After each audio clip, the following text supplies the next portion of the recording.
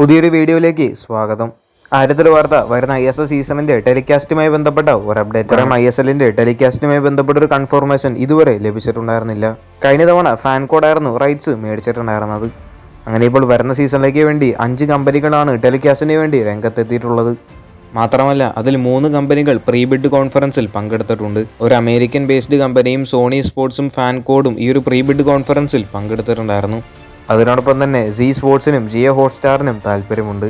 ഇതോടെ 5 കമ്പനികളാണ് ISLന്റെ വരുന്ന സീസണിലെ ടെലികാസ്റ്റിംഗ് റൈറ്റ്സിനായി മുന്നോട്ട് വന്നിരിക്കുന്നത്. എന്തായാലും ടെലികാസ്റ്റിംഗ് റൈറ്റ്സ് ഇതിൽ ആര് സ്വന്തമാക്കുമെന്നെല്ലാം കാത്തിരുന്നു തന്നെ കാണാം.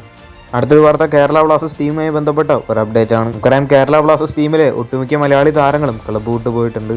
നിലവിൽ ടീമിൽ ഇപ്പോൾ അവശേഷിക്കുന്നത് ചുരുക്കം ചില താരങ്ങൾ മാത്രമാണ്. പുതിയ ഇൻവെസ്റ്റേഴ്സിന്റെ കാര്യം ഏതാണ്ട് കൺഫേം ആയിട്ടുണ്ട്.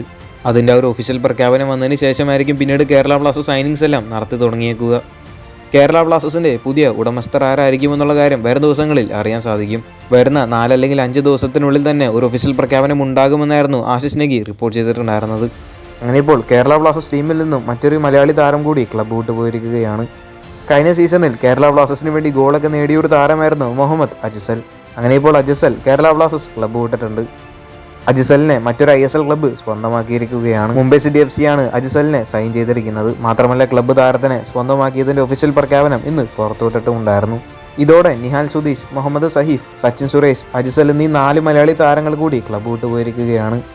കൂടുതൽ ഫുട്ബോൾ വാർത്തകൾ അറിയാനായിട്ട് ചാനൽ സബ്സ്ക്രൈബ് ചെയ്യുക. അടുത്തൊരു വീഡിയോ ആയിട്ട് നമുക്ക് വീണ്ടും കാണാം.